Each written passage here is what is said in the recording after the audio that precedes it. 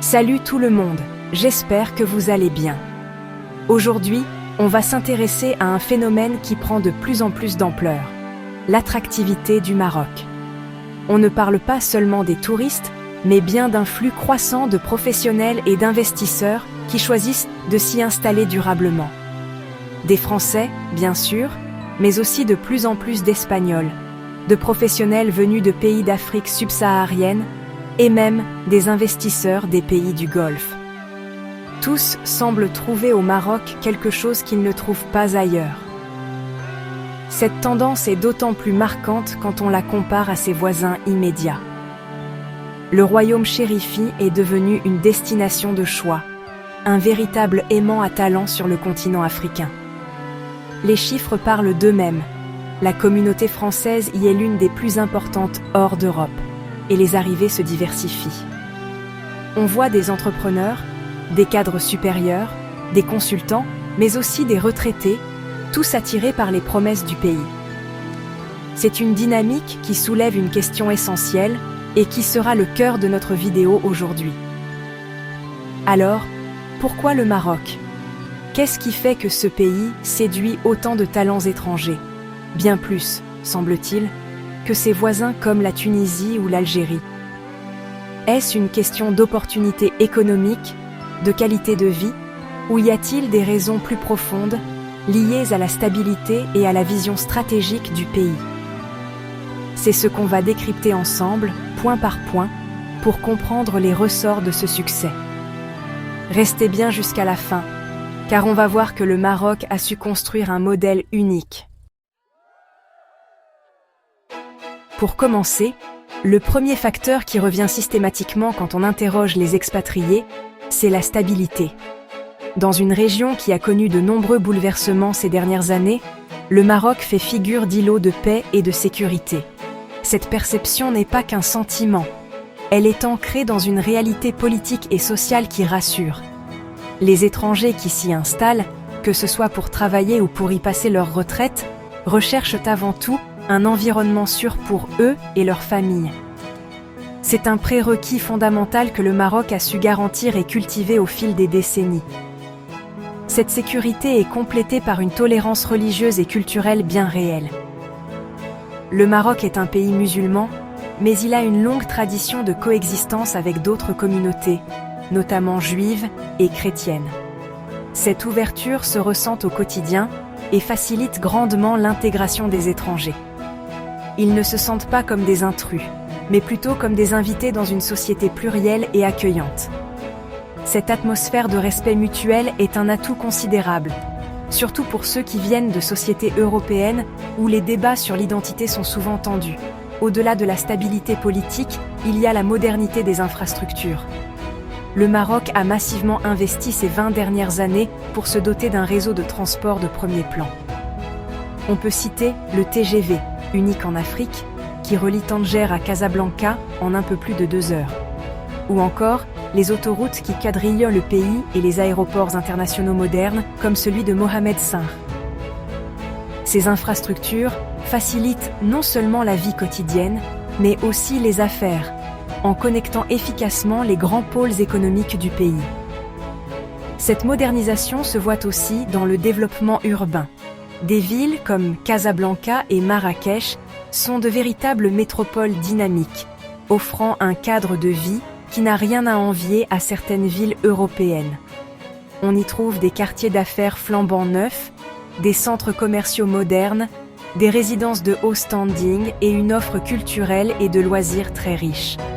Cette transformation a été reconnue internationalement, ce qui renforce encore l'attractivité du pays.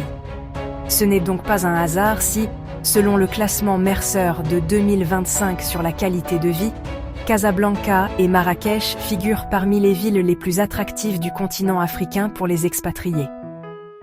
Ce classement prend en compte des dizaines de critères, allant de la sécurité à l'environnement économique, en passant par l'accès aux soins et à l'éducation. Le fait que les villes marocaines soient si bien classées est une validation objective de la stratégie du pays.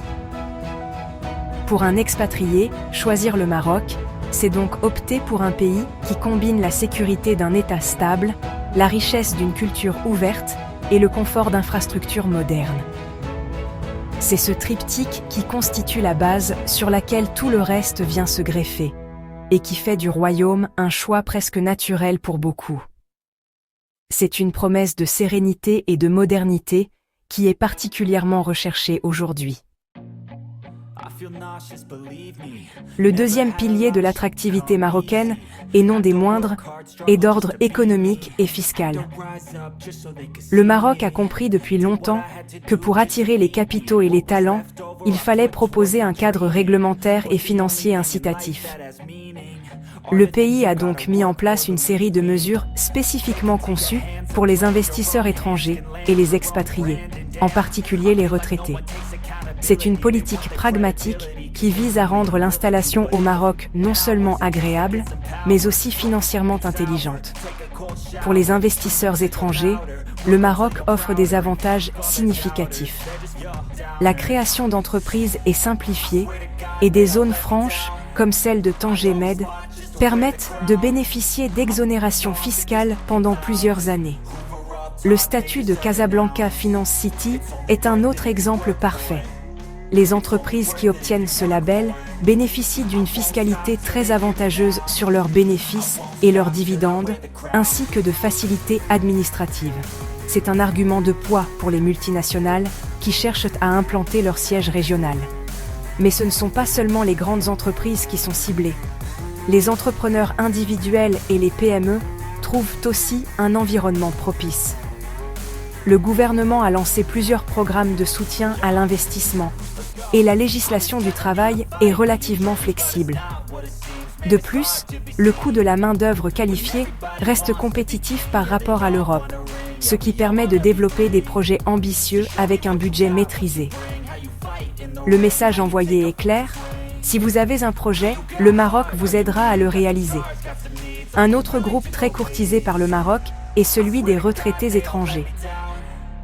Pour eux, le pays a mis en place un régime fiscal particulièrement doux.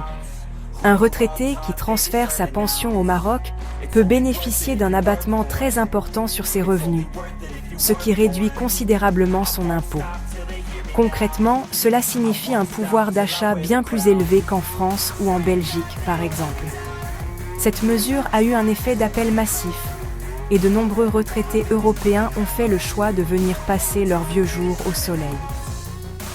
Ces incitations fiscales sont couplées à une stabilité monétaire relative. Le dirham marocain est une monnaie stable, et le système bancaire est robuste et bien réglementé. Pour un investisseur ou un retraité, c'est une garantie supplémentaire que son patrimoine ne sera pas soumis à des fluctuations imprévisibles ou à des crises financières. La confiance dans les institutions économiques du pays est un facteur clé qui explique pourquoi tant de gens choisissent d'y placer leur argent et de construire leur avenir. En résumé, le Maroc ne se contente pas de vanter sa qualité de vie. Il a construit un argumentaire économique solide. En combinant des incitations fiscales ciblées, un environnement des affaires favorable et une stabilité macroéconomique, le royaume a créé un écosystème où il fait bon investir et dépenser son argent. C'est une stratégie gagnante qui a permis d'attirer des flux financiers et humains considérables, contribuant directement au développement du pays. Au-delà des aspects sécuritaires et économiques, ce qui fait souvent pencher la balance, c'est la qualité de vie exceptionnelle que le Maroc propose. On parle souvent du fameux mode de vie méditerranéen, mais au Maroc, il prend une saveur particulière.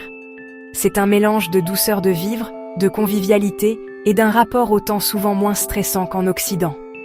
Les journées sont rythmées par le soleil, qui brille plus de 300 jours par an dans de nombreuses régions, ce qui a un impact direct et positif sur le moral. Le climat est évidemment un atout majeur.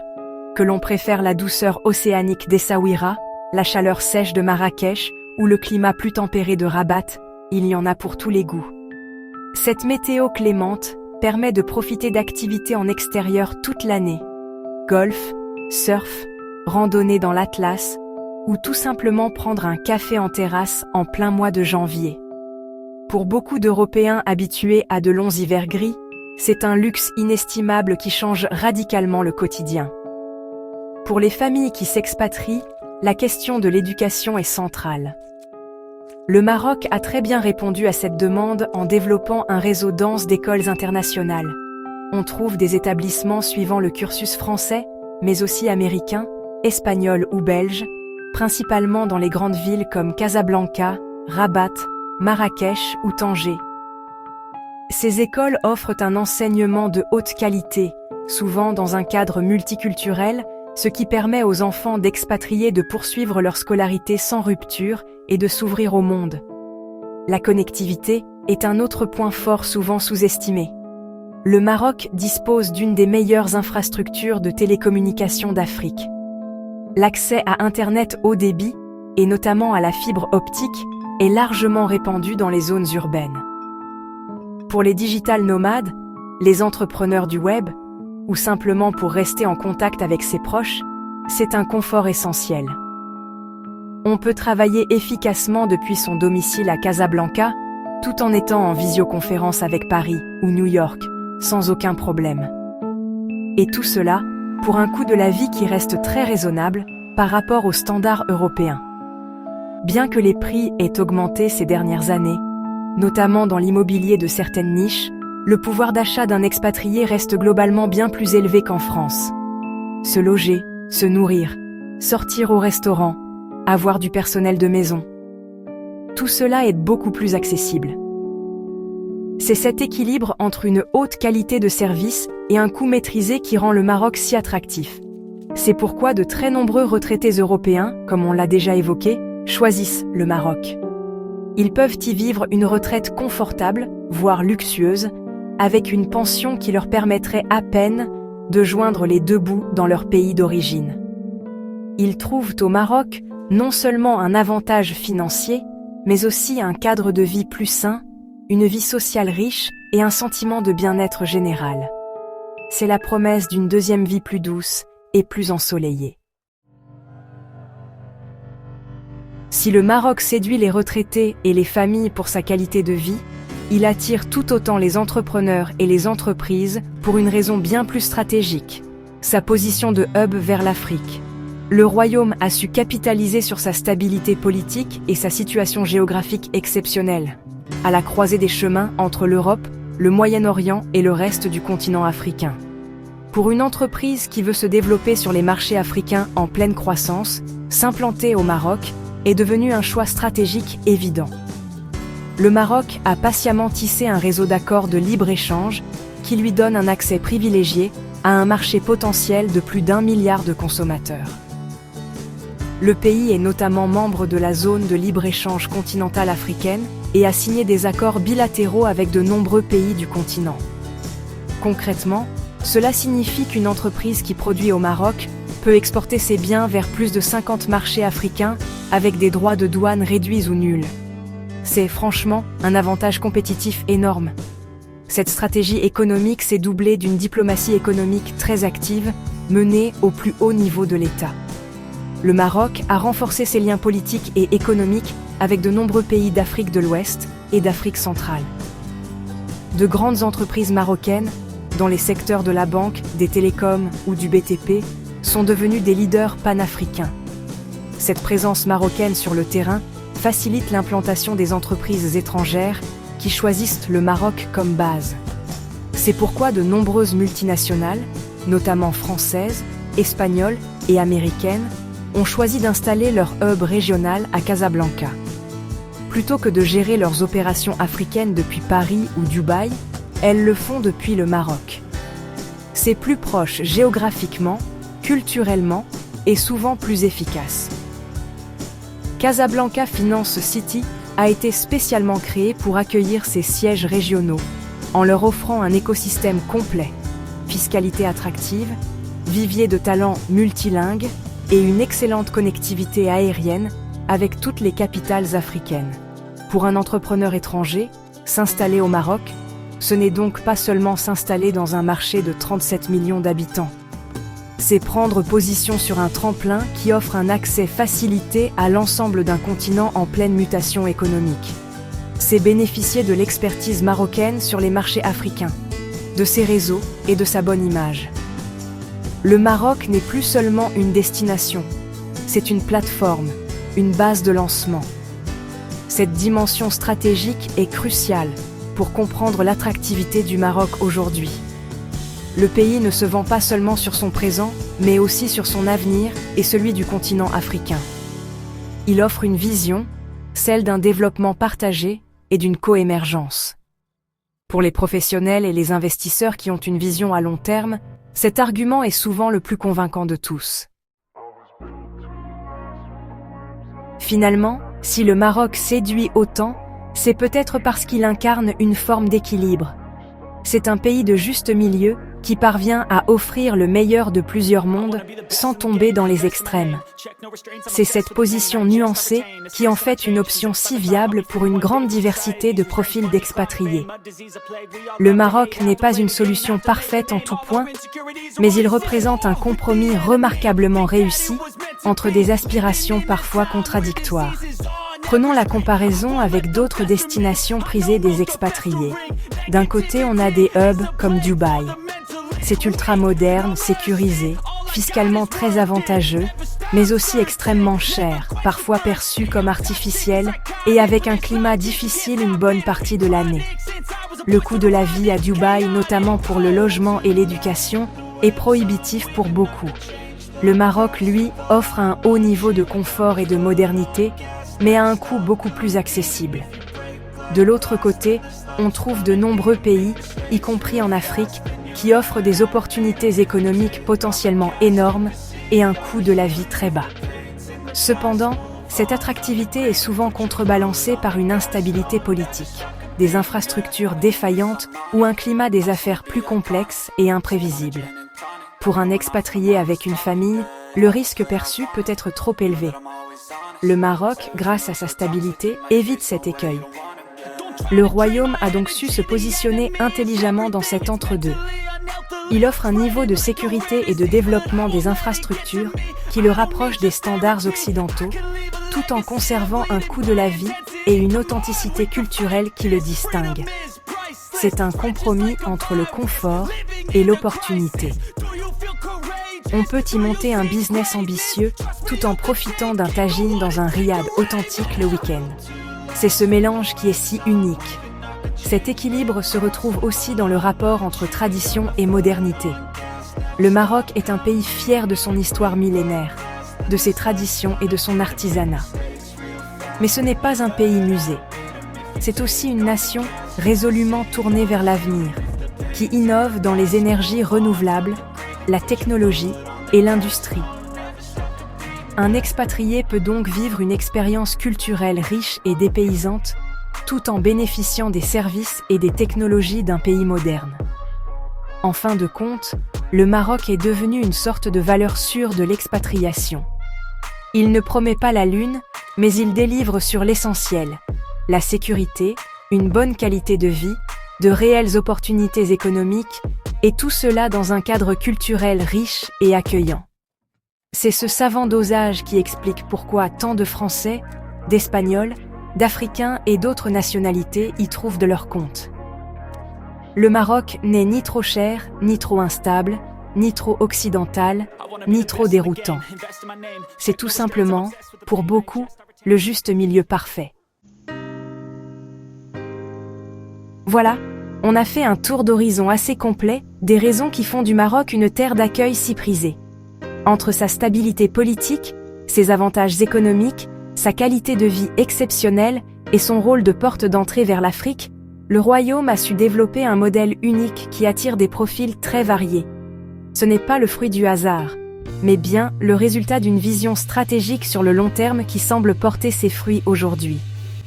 Le pays a réussi à créer un équilibre subtil entre modernité et tradition, entre opportunité et confort de vie. Le Maroc est en pleine transformation, et ce phénomène d'attraction des talents étrangers n'est qu'une des facettes de son développement. Le pays fait face à de nombreux défis, bien sûr, comme tous les pays en développement, mais il dégage une énergie et un optimisme qui sont communicatifs. C'est cette dynamique qui est intéressante à suivre, car elle pourrait bien préfigurer ce que d'autres pays de la région chercheront à accomplir dans les années à venir. Le modèle marocain est en tout cas un cas d'étude fascinant. Maintenant, la parole est à vous. Après avoir vu tout ça, j'aimerais beaucoup avoir votre avis. Et toi, t'imagines-tu vivre ou investir au Maroc? Peut-être que certains d'entre vous y vivent déjà ou y ont un projet. Racontez-nous votre expérience ou votre point de vue dans les commentaires, c'est toujours super enrichissant de vous lire.